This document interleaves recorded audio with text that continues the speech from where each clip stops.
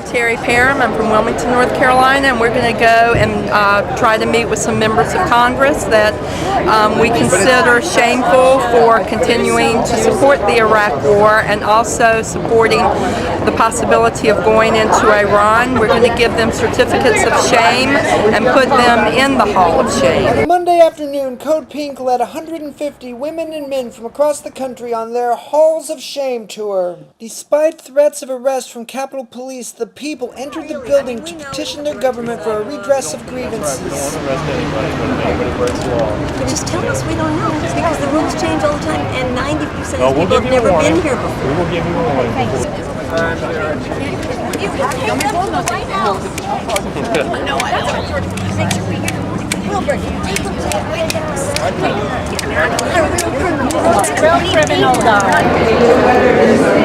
Well, we're here today because this is a continuation of a week of activities against the war and occupation. And what we're hoping for is that from the demonstration that happened on Saturday and the continuing activities through this week will begin to sort of spark a fire of opposition that will continue to grow. I'm here for the fourth time this year to stand up against the war. Here to support CODEPINK. And it's interesting because I was here in 1980 with my husband. At the time, we went to a congressional hearing. They were debating whether or not to increase the military budget 5%. Asking them to stop funding the war. And I don't want to make it another war with Iran. Here we are in 2007. What is the military budget up to now? Shame on them is right. Shame, shame. How many billions are we spending on the Iraqi war right now? With great grief, we're doing this Hall of Shame. We are here.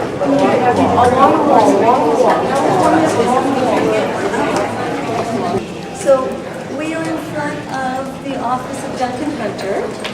This is the first congressperson to receive our induction into the Halls of Shame. We will now present a certificate of induction into the Halls of Shame to Duncan Hunter. Well, we thank you very much for taking the time to talk to us. I'm Vicki Middleton, Congressman Hunter's Chief of Staff. We've been very upset at some of the things that your congressman has been in favor of. We feel like at this point there are many people from your district here, but we also represent now the majority opinion in this country. Unlike the war in Iraq and the people who got us into this war, we do have an exit strategy, and it's on the back of the certificate. Exit strategy out of the Hall of Shame.